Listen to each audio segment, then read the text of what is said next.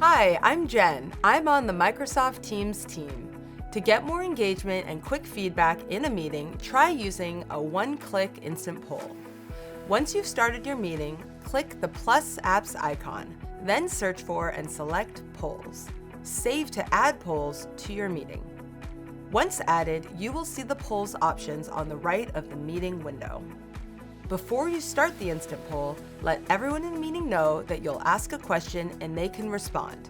They can have a thumbs up, a yes, or a heart, pending which instant poll option you choose. Ask your question in the meeting, then start the instant poll by tapping on the response option you want.